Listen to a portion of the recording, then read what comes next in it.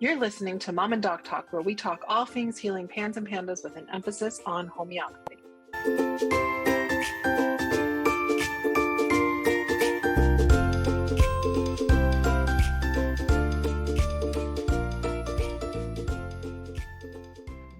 Hi, I'm Jody the mom. And I'm Dr. Bar the Doc, and welcome to Mom and Doc Talk. We are normally talking about all things health and healing for pans and pandas, but today we decided to jump into another part that's really important ultimately for health and healing for these kiddos, even if it isn't directly related. And that's helping you navigate school and all the challenges that come, because, having a kid with pans and pandas means you're probably going to have difficulty with school. And there's going to be some questions that you've got about how to interact with that. Jody has explored and done some of this on her own. She had to piece it all together, and she didn't want our community to have to piece things together. So she sought out an expert to come in and give us her feedback and answer a lot of questions that were sent in from the community about how to navigate the school. So we're very delighted to welcome Victoria Crisp. Let me tell you just a little bit about her, and then we're going to dive in. So for 25 years, Victoria's personal and professional resume is filled with the factual bullets of helping children succeed. Whether in a specific special education setting, a private charter school, or a traditional public school system, Victoria has been there and done that. Victoria understands families, she empathizes with grace and gets results. Victoria is a change agent. She fights for the children she represents and is determined to get what they deserve. Parents have called her a life changer.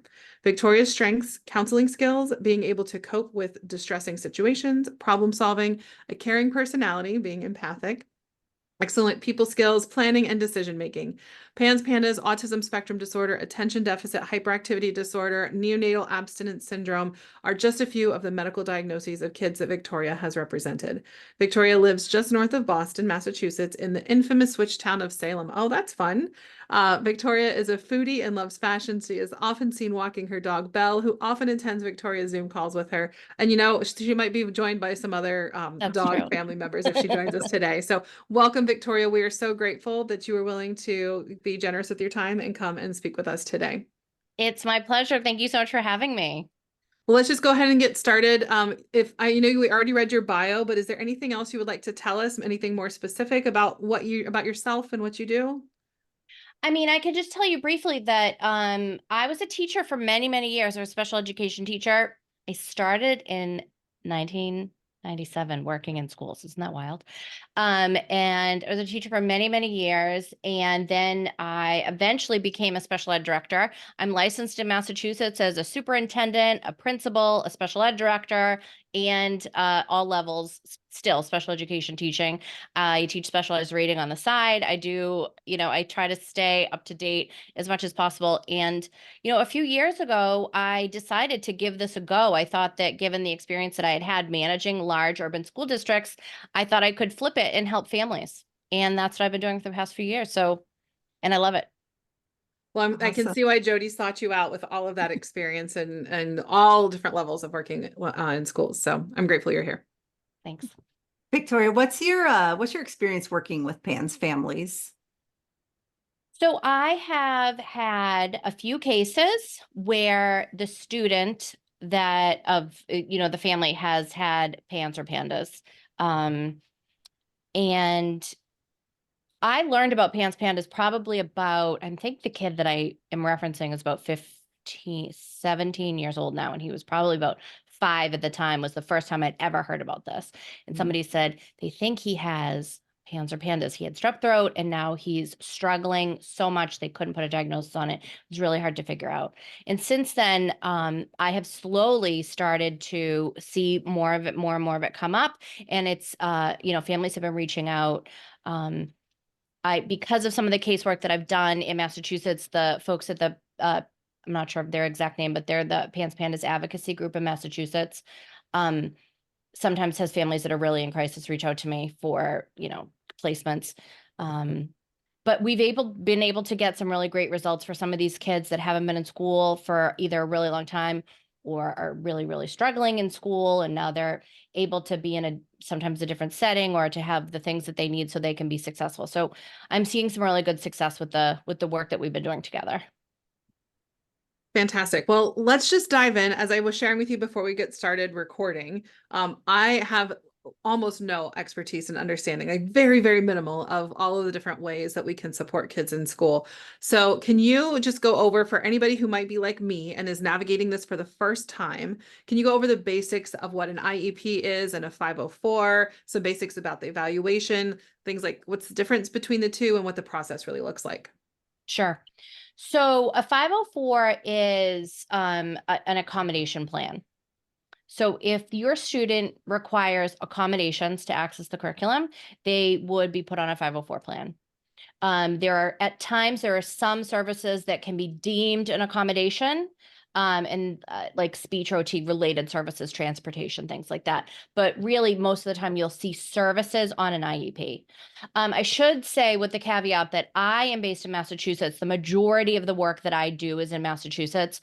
But special education law is obviously federal law, and then states often have layovers.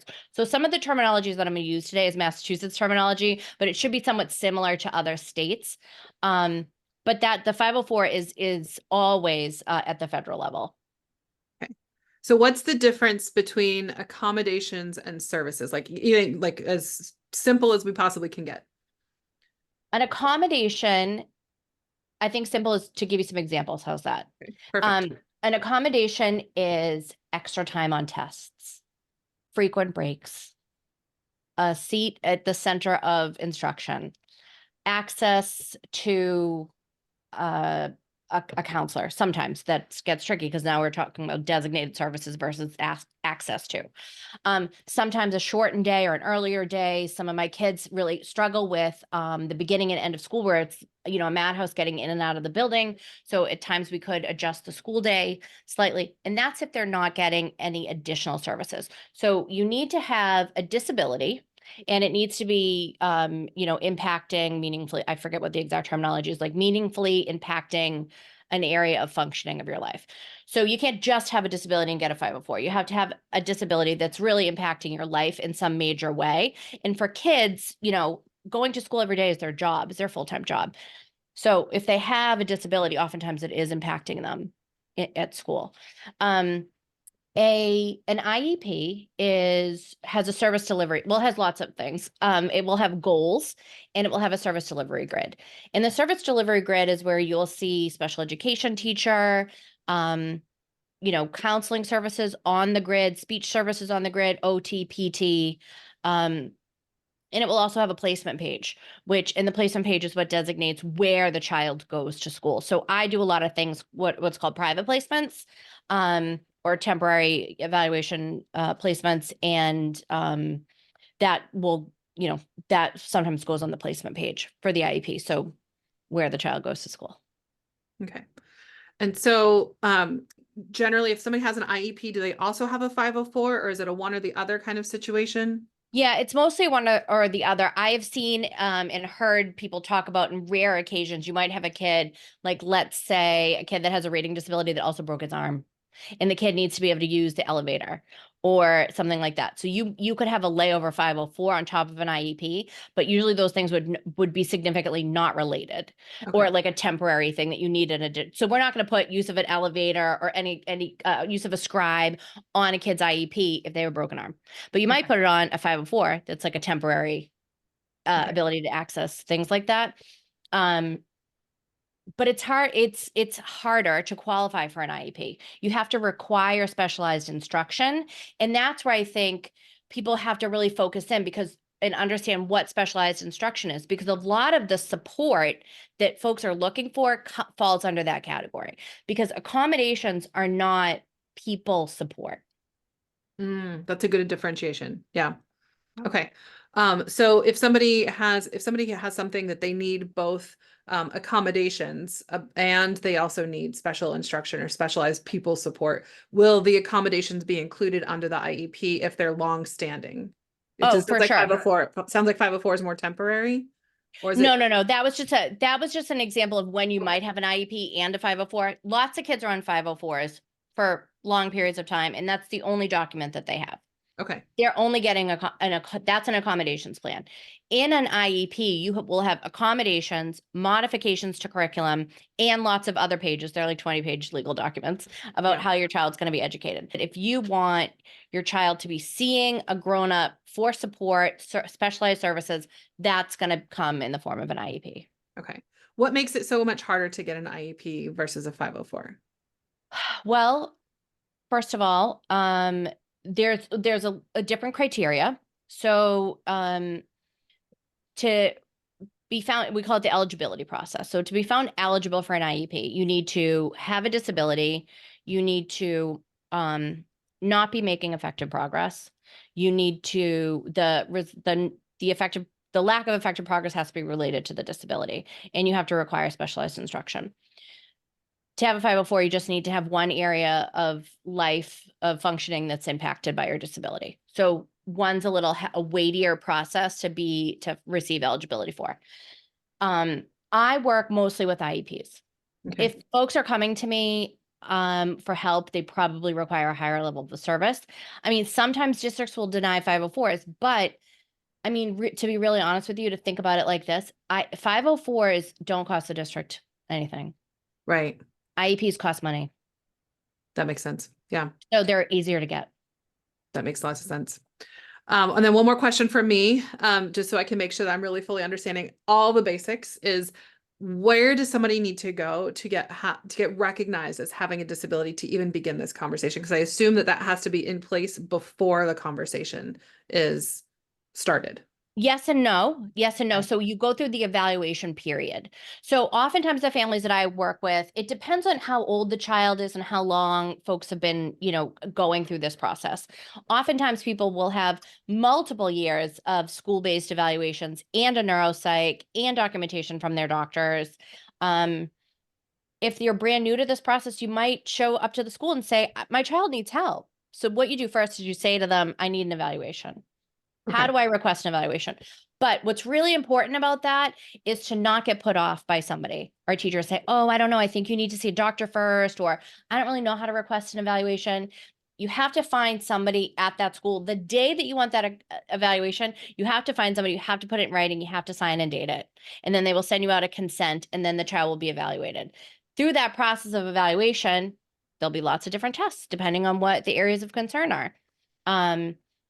And then you go to your first eligibility meeting and the team finds the child eligible. So you can come to the team with a disability. PANDAS from a doctor. You could be seeing a specialist for years and years, but that doesn't mean that you're going to be found eligible as having a disability for an IEP. So you still have to go through that initial evaluation. Okay. And then one last question for me, I promise, and then we'll get to all the questions that were submitted from our community. So when you say you want to start an evaluation, is it just like you talk to the teacher, you talk to somebody in administration? Who is it that you talk to say, I would like an evaluation? It varies from classroom to classroom, school to school. But what the important part is, yes, you can start with the teacher, but sometimes depending on, how the districts operate and how knowledgeable the teachers are, and how well-meaning the teachers in administration are, they can say, well, let's just try some things first. And then you're 6 months down the road and you still have no evaluation. And the evaluations take 45 school days to complete. So the minute you decide you want an evaluation, you have to identify somebody in that school district and say, I want you to send me a consent. I'm writing a letter, I'm putting my name and my child's name, student ID, birth date, and I want an evaluation. So that could be, certainly you go to the district special education office, they're going to know that they need to do it. You could go to your school's administration, and sometimes you might be able to go to a teacher, but I might go above that to request an evaluation to make sure you get it right when you get it. Okay. When I you think I ask got the for it. basics now. Thank you. If Victoria, if a parent would like to learn the basics ideas of what a school district must do and are not allowed to do, where would we start? That is a tough question because this is nuanced, complicated stuff with multiple layovers. If this, then that, not this, but that. It gets complicated. I've been doing this for 25 years, and I'll say, somebody will ask me a question like that, like, can't you just tell me? I'm like, no, it's taken me this long to learn all of the different facets of this, so I can't explain it to you in like a little nutshell. It's very complicated. There are some really good websites out there that you can look at. The state has resources. The federal government has resources. There's a website called Understood that I think is really good and helpful. And your district should have some kind of, in Massachusetts, we call it a CPAC, special education parent something committee. So I think most states have that in their, special education laws and regs. But yeah, if you really want to find out for what your child needs and can get, and you're able to, I would call it professional. Yeah, you're talking to the best community for that, because you're almost explaining homeopathy. There's so much nuance to it. It's so unique. How it works for one kid doesn't necessarily work for the other. There's just lots of factors and lots of things that as parents we have to learn that we don't understand, that our providers are the professionals that know what they're doing, know how to do it. So we definitely understand that there's a lot to that answer in the different states and everything. So totally get that. And much like being in health and medicine, everything that we talk about on this podcast is always, we're trying to do as much as we can to like general education to help steer people with making decisions. But obviously you always need to work with like somebody for your own specific situation, which leads me to my next question, Victoria, which is, when really does it make sense for somebody to bring in an education advocate when they're looking for accommodations? Is it best to do it like right from the get-go, or do they try it on their own and then only bring things in after there's a problem? My answer is always going to be, from the minute you are requesting something from the school district, you should find somebody to go with you. And you should find somebody, preferably, who has as much or more experience than the other people you're sitting across the table from. Yeah. Because when you go into these meetings, there's 6 people in these meetings. 5 of them are across the table from you. And most of them have master's degrees in education, special education. They work in the district. They do this every day. They have hundreds of meetings that they go to. So they know what they're doing. And you really need somebody to say, hey, wait a minute, that's not how this works. Or no, we're not going to wait. Or this is what we need now. And, if they're not willing to budge in the meeting, how to push back in writing after you get the documents, like, if it's not an outcome that you were hoping for. Yeah, kind of makes sense to me that, so when I went through this with my daughter, I got really, really lucky. I just happened to land on people that were really understanding, a couple of them that knew what PANS was.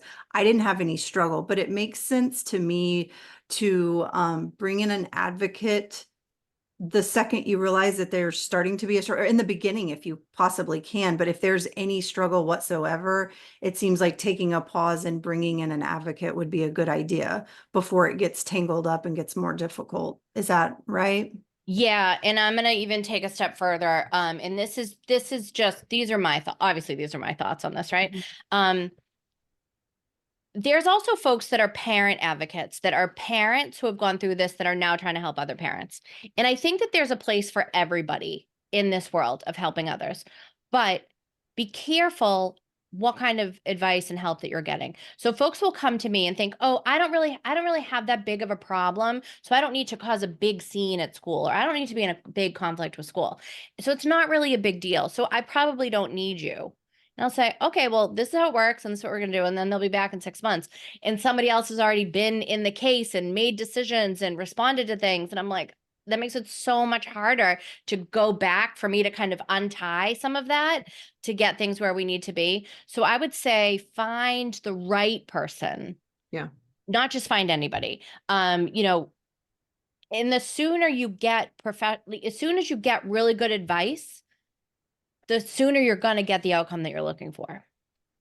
I can't agree with you more, especially when it comes to, all things pans and pandas, right? Like, the reality is, the more we try and DIY it when it comes to like health, or like taking advice from other parents who've done it, who don't necessarily know all the ins and outs of the specifics of the condition and the individuals themselves. And I can't tell you how many times I see kids come in worse off, and like, as you said, it takes more to untangle some of the stuff that was done because of advice from somebody who didn't have expertise, than if they would have just come to us in the first place and gotten ultimately where they wanted to go faster, and probably end up costing less in the long run. Oh, for sure. No, you go ahead. Sorry. I think that mothers want to reach out to other mothers who have been going through it as a support system. And I think that's really important. I think it's really important to find as many people as you can to support you to the point where you feel supported. That's important.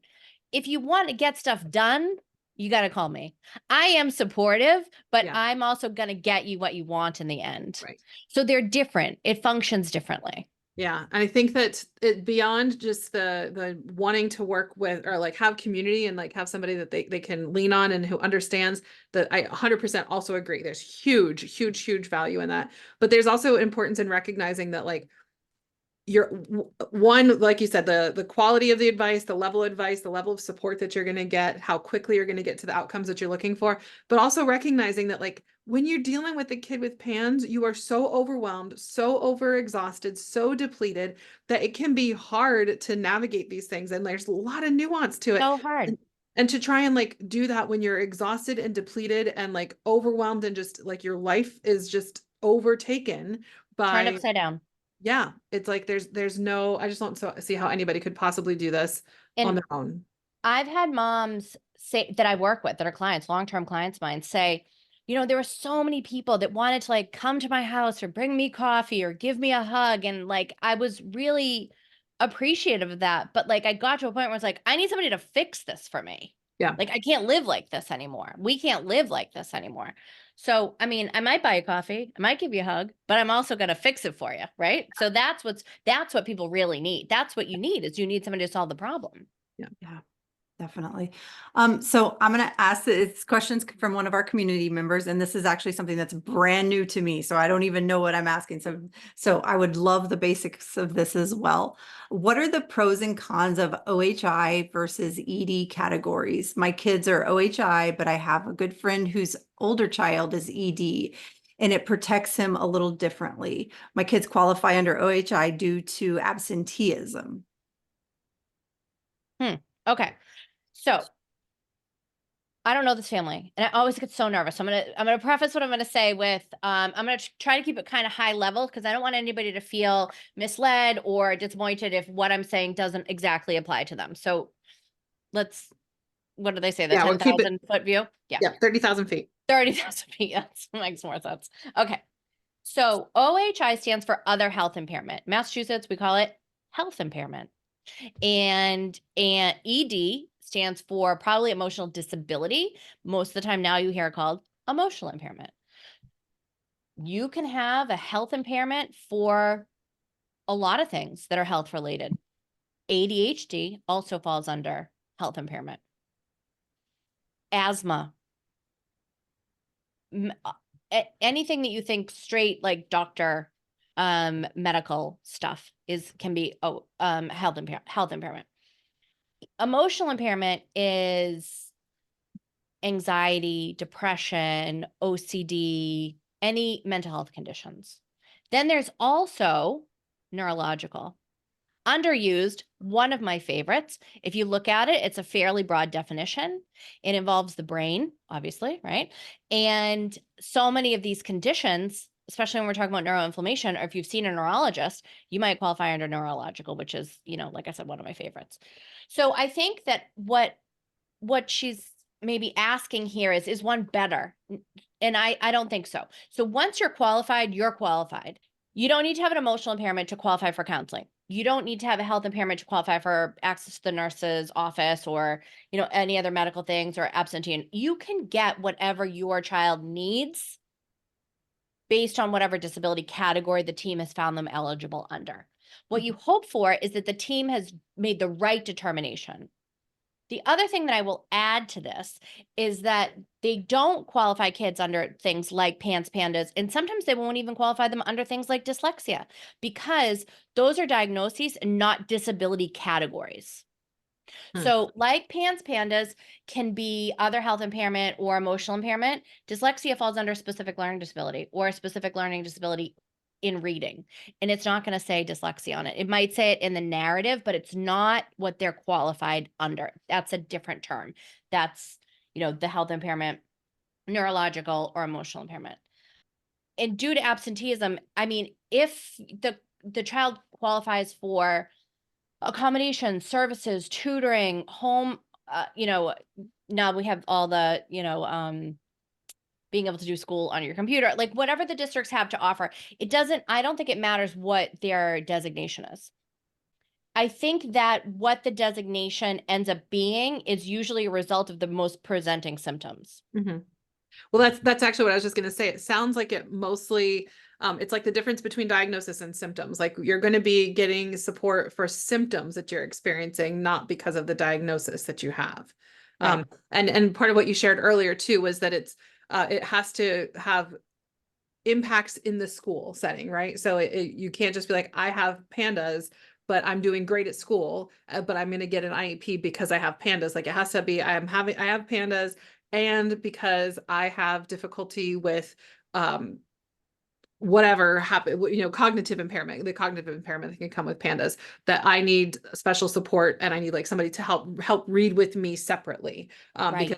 Because I also, because my cognitive impairment leads to me having rage or whatever that happens to be. So if somebody's doing great, but then they're going to not get an IEP, but if they have an IEP for not for PANDAS, but for cognitive regressions that then, or like reading disabilities that come along as a part of it, then that is what they'll get some support for. Is that correct?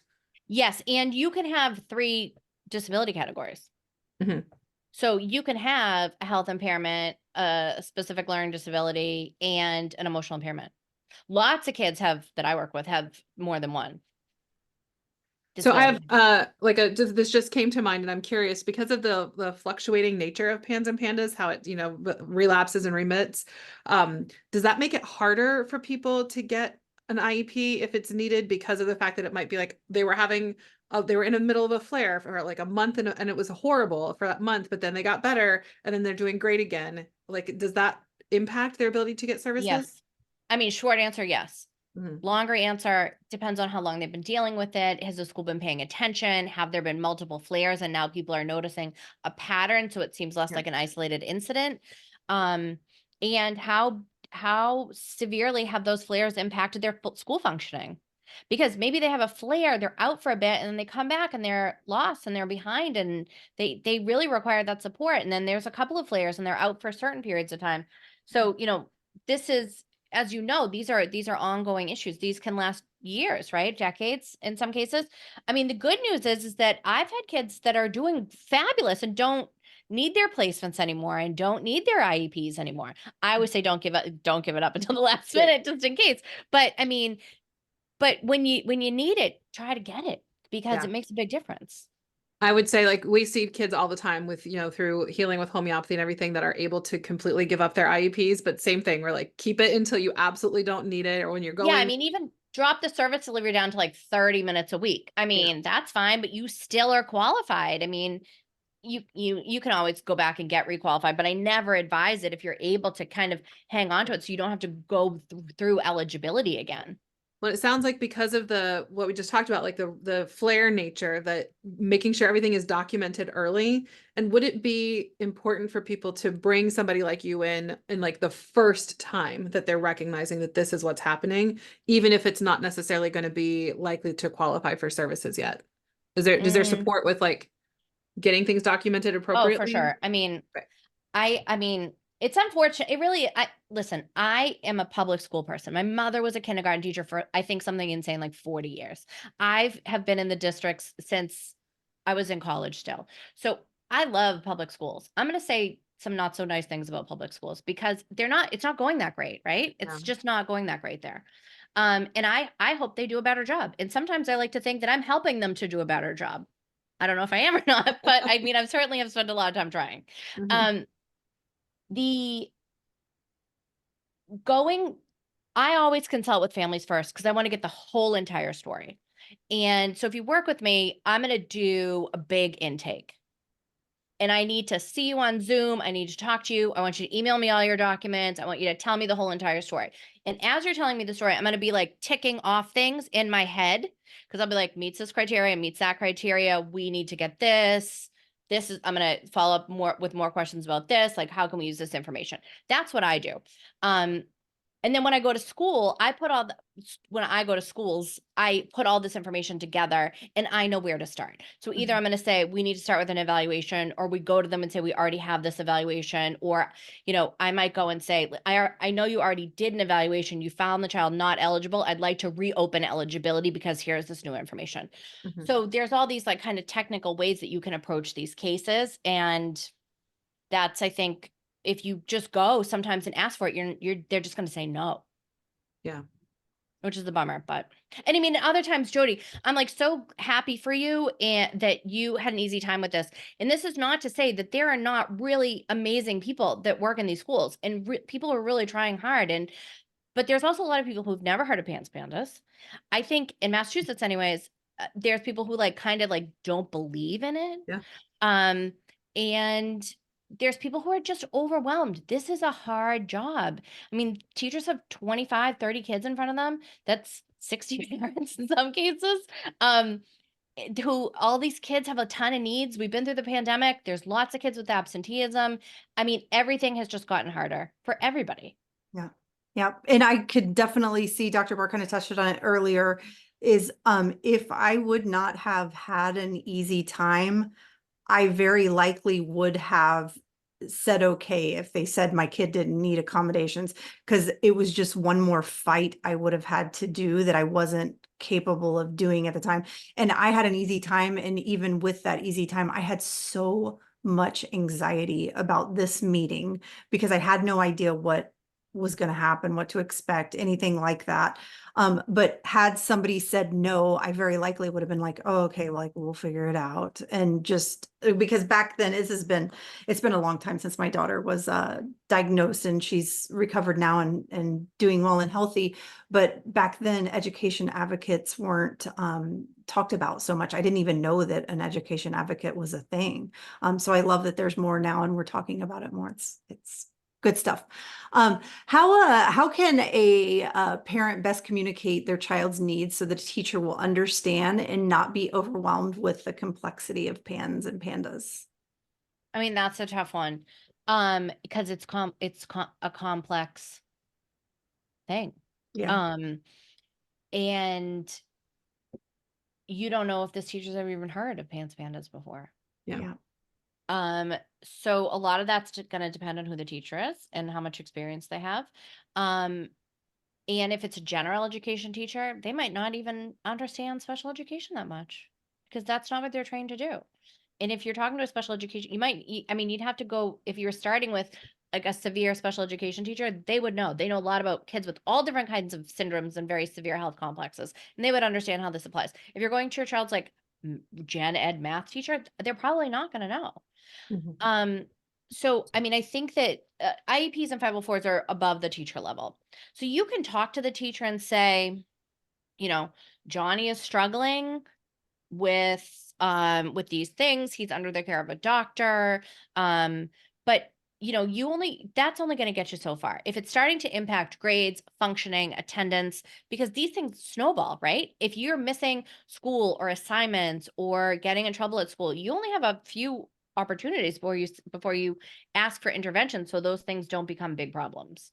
So usually you're going to want to go above the teacher level to talk to somebody about what's going on. There's this other thing called a health plan that can be written with the nurse. Those are often for kids who require some kind of nursing assistance in school. So if kids need to take medicine in school, or I've had kids that have had feeding tubes in school and they're in wheelchairs and they need all sorts of medical support.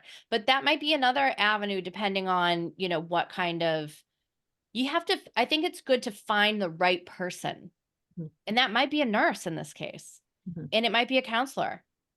Yeah. It's hard to say. And I think that you can only provide, you can go to the same places where you can Google it, right? And you can send them emails. Here's what this is. But you're limited in what parents can't dictate what the professional development schedule is going to be for the school or who's going to pay for it. I mean, you could go to the CPAC and say, I think this would benefit a lot of families, but you can only do so much advocacy. And at some point, you might not have the bandwidth for that. If you're going through it, when you're really in it, you might just want to buckle down and focus on what your child needs.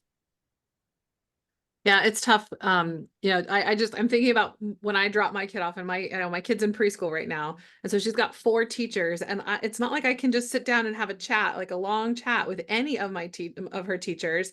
And this is, not one teacher for 30 kids. This is 4 teachers for 24 kids, and I think back to the days that when so I'm a come from a long line of teachers. My mom was a teacher, so lots and lots of respect for teachers. And like, I can't imagine, my mom who would go above and beyond and long days and whatever. There's just not the capacity necessarily for even the most caring teacher to be able to stop and sit and like learn all about every single kid and their special needs and like the challenges that are coming on. So yeah, I appreciate that you share that. Like, parents can't dictate what our teachers are going to learn and like what their professional development is going to be. Even if you're on a committee, there's 10 other people voting with you about that. I also think that teachers are like almost never the problem. Like, this is a district issue, and that's what I try to remind folks to think district level. The district is responsible for your child. The district is responsible for upholding the civil rights of your child if they have a disability. It's not the teacher's responsibility. It's the district. The teacher is a representative of the district, but so aren't everybody else that works there. right. And I think that the reality is we just need to maybe give the teachers a little bit of grace in this situation, because for like the sure. question being about not wanting to be overwhelmed by the complexity of PANS or PANDAS, like it's overwhelming for a single, like one parent or even a parent, multiple parents in a household, dealing with one child with PANS is a lot. Like, I don't even know how my heart goes out to my kids' teachers, because I don't know how like they deal with all of the 4-year-olds in the class at one time. And like, so it's going to be complex. It's going to be overwhelming. I don't think that, like, as much as we want to try and like make things as easy as possible, it's just going to be hard. And I think maybe like accepting that it's going to be challenging, and that there's some value in that is all I'm trying to say. What I would not advise people to do, even if they're so inclined to, which I have known families who start off this way, is just sending people tons of emails to read, links, pages and pages of things, accommodations you give my child. This is what my child has. Why don't and then getting more and more mad when they don't understand it, and getting more and more frustrated. And the teacher's probably like, why is this family sending me 20 emails a day about this thing? I have things to do. That's why it's important to go through the right channels to get what you need. Don't get frustrated. Don't waste your time and energy on other things. Just like, figure out what you need and just go for that goal. Yeah, I just always tell people, imagine if, especially like with doctors too, like imagine if every single parent was emailing the length of things and the amount of things that you're sending. Do you think that you would ever have time to even talk to you for your case?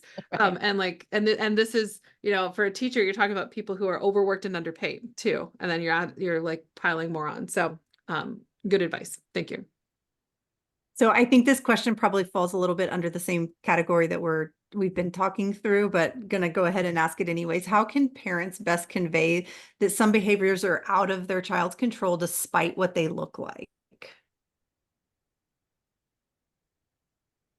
That's tough. That's another tough one. And regardless of what your child's going through, regardless of what your child's disabilities are, there are rules and there are consequences. And that's life. Yeah. And to not reinforce that is very bad for children's psychology. However, if a child is properly supported and receiving the kind of instruction they need, smaller group perhaps, a slower pace, access to folks who are psychologically minded, who understand these kids, what makes them tick, how they function, gives them a wide berth. I mean, what's an ounce of prevention is worth a pound of cure. I feel like I'm trying to come up with like sayings that I don't really remember exactly what they are, but you want to make sure the child is properly supported to try to reduce some of these behaviors. You don't want to say, my child went into school, tore it up, did all sorts of crazy stuff. Why don't you just forgive them because they have a disability? Because it's not going to probably work that great. But what you want to say is, Johnny needs this kind of support in order to be successful. This episode the other day was evidence of the fact that he was not successful because he was not properly supported. Mhm. And so you tell me why Johnny had such an explosive day. How were you supporting him when this happened? Is this the second incident, the third incident, the 30th incident that's come up? What's the school district's plan for how we're going to support him to be successful? I'm his mother. I'm at home. I'm at work at my own job. What you tell how you know that's a good way to get a kid qualified, especially if the squeaky wheel gets oiled. There's another saying. If you have a kid with a lot of behaviors, and boys are always more physical than girls, girls are kind of and there's kids that are internalizers and kids that are externalizers. You have a kid that's a big externalizer with what we call big feelings. That kid's gonna get qualified faster. Yeah. Yeah. It sounded almost to me like you just took something and you took you took the emotional component and you turned down the volume on the emotional component and you turned up the volume on the action component, like factual and action component. And I'm wondering if that's one of the main major things that you help to do other than navigating the system and knowing what needs to happen. But if you're almost like an intermediary that the parents can give you the emotion and you take that and you find the facts and you apply the facts to the case and help turn the emotion down. 1,000%. I mean, this phone right here is blowing up nonstop with parents that are like, "Can you believe what happened the other day?" And I'm like, yeah, it's happening everywhere. I have hundreds of people that are on my roster right now, and this is what's going on. So yeah, I believe it, but it's happening to your child. So it's very distressing. Tell me what happened, and I'm going to write the email. Yeah. And that's a quick way if stuff is happening, that's a really easy way for me to flip it back on the district if they're not doing what they're supposed to be doing. Yeah. All right, so I got another bunch of questions that we're going to go through here from our community. This might be another one where is sort of a specific question that you may or may not be able to give specifics to, but as much general information you can give us would be great. So this particular person said, besides helping teachers to understand how symptoms present and how the student is likely to feel when symptoms are present, it would be helpful for teachers to have specific practical strategies to help students when they're struggling. I know reducing stress and stimuli can be super helpful, but what other strategies can teachers have in an action plan to help students? It sounds like a parent is trying to plan on what they should be asking for. Yeah. So I would Google accommodations for kids with PANDAS. Honestly, I mean, that's a cheap answer maybe, but that's what I would do. And then you're gonna find lists that people have already, populated, written, put on the internet. Some of them probably better than others. I mean, I can even do a little research and link some to this if you want. And then I would look through the list and say, this is what I want. But this has already been done. So you don't have to recreate the wheel from the beginning. Definitely use what's already available to you. And accommodations are very easy to find, very Googleable. What's realistic, what the school will accept and what the school's going to be able to implement, that's different.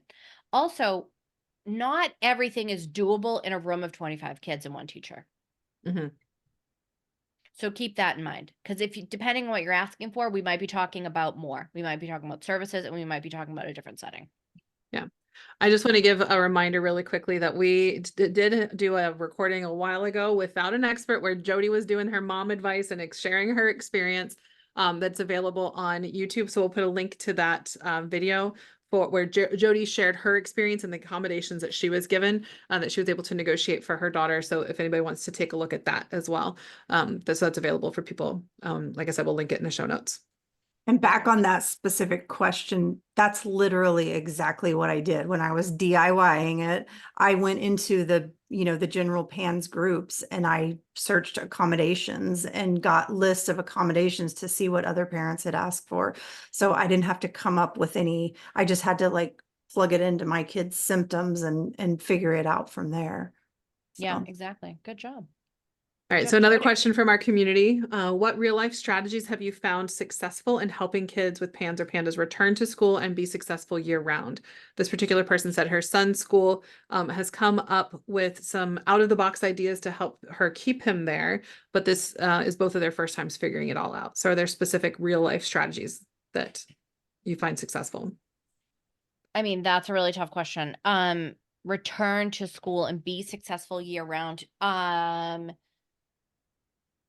when you have a team that's willing to wrap around your child and that's willing to edit, and revisit the plan that's in place and tweak it when as this works, this doesn't work, let's do more of this. That's what you're looking for. You're looking for an active, flexible team, somewhat of a living, breathing document that can change, not the IEP itself, but like maybe a behavior plan or a support plan or something like that. Um, I have a kid who doesn't have PANDAS, and that teacher, I mean, I'm sorry to all the teachers out there that I'm going to say this to because I think she's going way above and beyond. She makes videos for the student to come to school the next day. She'll preface the day and say, "We really can't wait to see you tomorrow," and she sends it to them every day. Oh, Everybody. wow. So, I mean, that's the biggest thing that I've ever seen. Not everybody's going to do that. I mean, this woman is like a saint. Sorry. That like Well, gets me. oh, I So know. much. Oh, if you start crying, I will too, because it's like really, I mean, it's amazing. It's amazing what some people will do. Yeah. Because they care so much about these kids.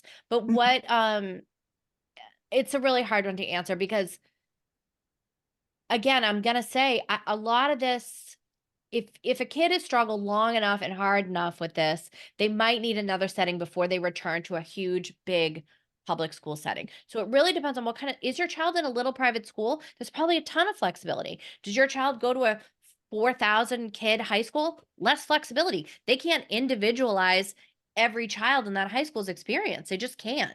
So what's the setting and how flexible is it? And how available is the team and how invested are they? So those are all the things you want to look for. I don't have a set thing that I can tell you that's going to work for your child. I wish I did. I mean, if I knew the kids individually, I might be able to through a process that can take a year, I could maybe figure it out, but there's no magic pill, bullet, anything for this. I'm super Unfortunately. curious because you were talking about this, like the flexibility of the team, and you said sort of what I was thinking, and you said it out loud, which was like a living, breathing document. But at the same time, like it's like a 20-page legal document, like you said. So Yeah. is it something that is changeable or like So how not frequency that can be changed or updated? not that document. So Okay. they might be like layovers or plans. Okay. Like we might have there might be an IEP that has all this stuff laid out in it, but there also might be like a behavior plan or some scripting for the staff to use when speaking with the child, or there's a line on the IEP that's specifically laid out for consultation. And that's the opportunity for these providers to get together and talk about what's working, what's not working. So it might not always change the IEP. 504s are much easier to change. You don't need to meet with the family. You don't need to have them signed.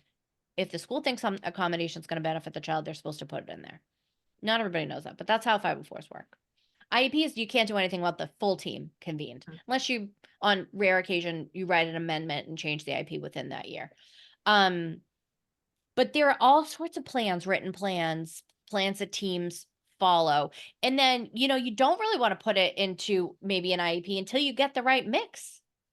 And maybe the child's presentation is changing, the seasons are changing, it's the beginning of the school year, it's the end of the school year. There's all these things that can like interfere with functioning and kids' attendance and how kids are feeling or doing, or so finding the right team that's invested in your child and making it work is what you want to be looking for.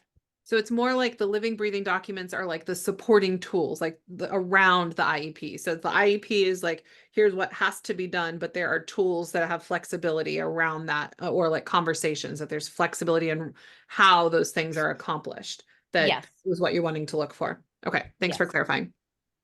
I feel like I have to go back and address my 5-second ugly cry there and say something that you, Victoria, you've already said is that got me so much because that's basically what happened with my daughter. There were certain people at that school that were willing to go so far above and beyond what anyone should expect for a child. And I feel like, for a second, pausing to say that I hear these stories quite frequently. I think teachers in general want to help us, and the capacity that they have to help us, they're willing to do.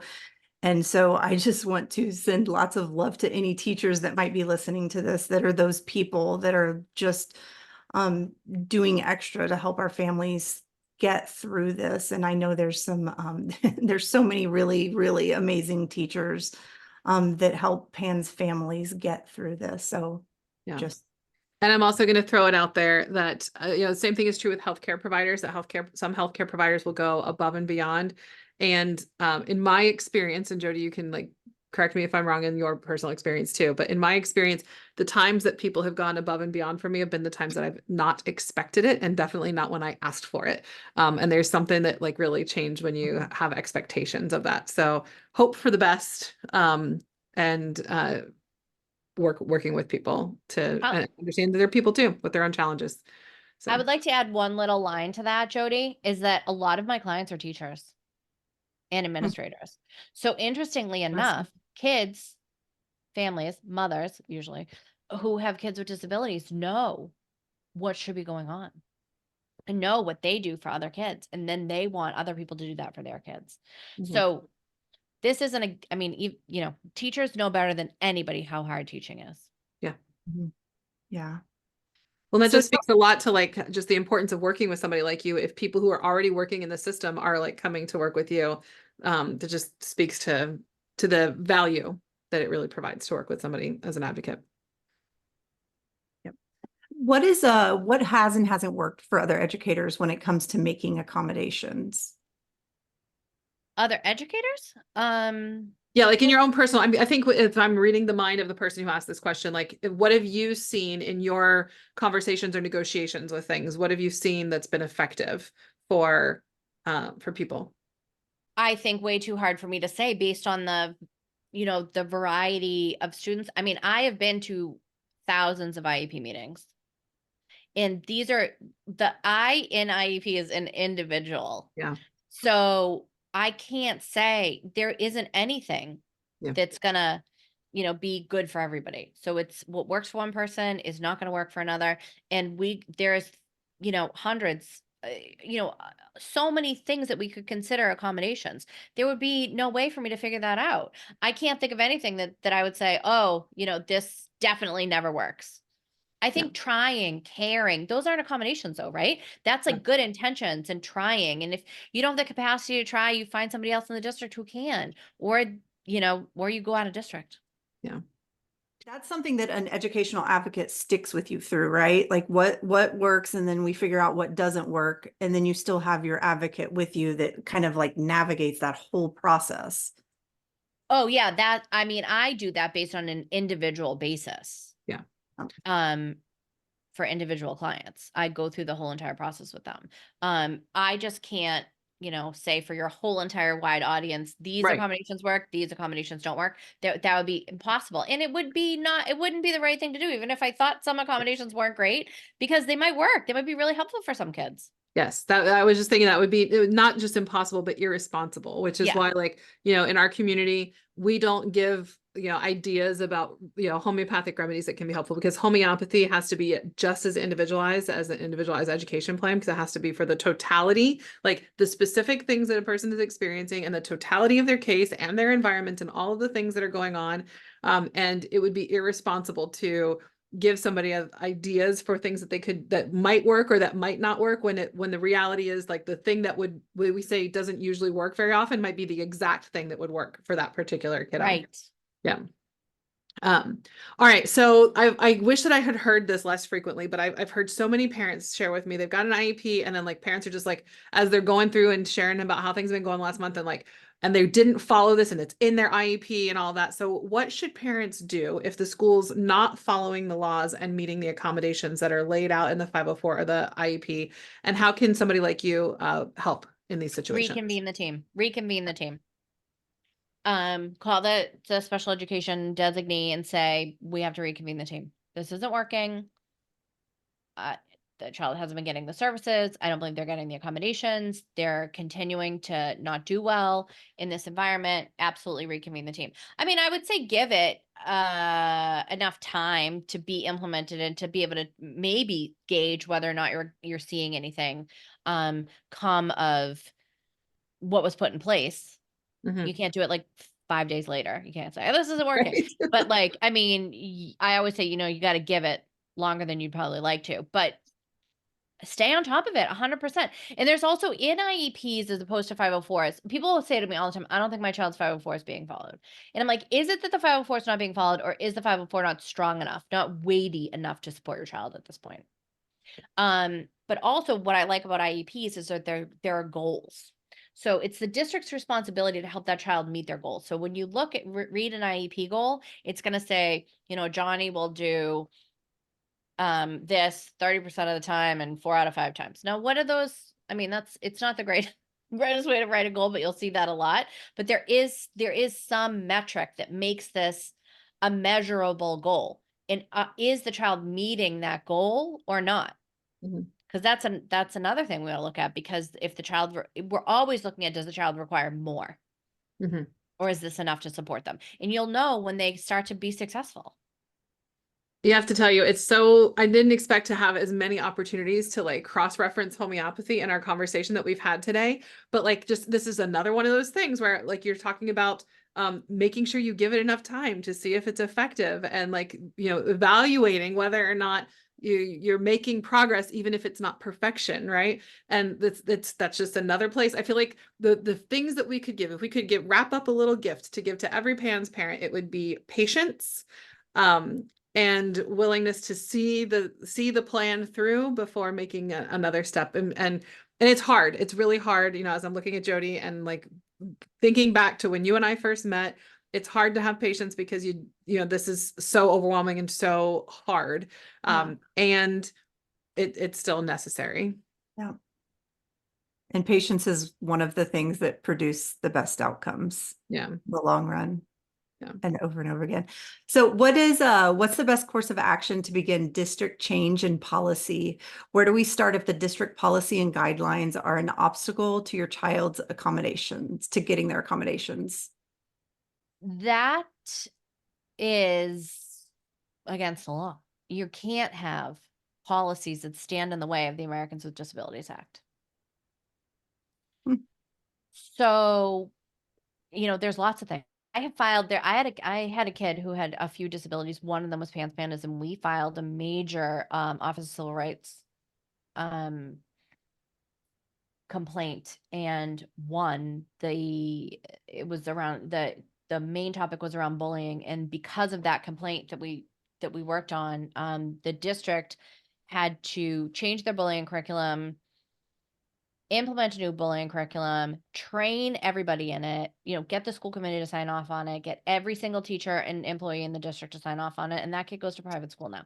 I am not a lawyer. But if you know what you're doing, you don't need to be a lawyer to do this. It's better almost if you're, in my opinion, for some of this stuff, sorry, lawyers, if you're an educator, because you really fully understand what it's like to work in a school, and in a district. So there's all sorts of different ways. There's, the special education comes with these protections called due process. So get your parents' rights brochures, read through them, read through the federal government, Department of Education's website, read through the Office of Civil Rights, read through your state's information on special education and your due process rights. Everybody has them. It's laid out under federal law. So there's that you can join advocacy groups. Like if your state has like a PANDAS advocacy group, if your state has a special education advocacy group, if you're interested, there could be like lobbying days, on the state capitol. There are opportunities for advocacy. Again, not high level, consultancy, advice, but Google it, Google it to find out what's available in your area. And if you're passionate about it and you have the bandwidth, go for it. Yeah. So it sounds like if the policy and guidelines are not such that the accommodations that your child needs, that maybe is it the concern that maybe somebody's needs accommodations that aren't recognized in the law, that the law itself needs to change, and that's where like. I don't think so, because so the standard is going to be, does the child require this? If the child requires it, then they get it. Where parents bump into issues is by saying your child doesn't require this. But there shouldn't be. It would be against the federal law for districts to have policies Mhm. that violate the Americans with Disabilities Act or civil rights Yeah. or education laws and regs. That's, you can't do that. These things work together. What's going to be the problem is if the district says that you don't qualify and you don't get access to that because you don't qualify.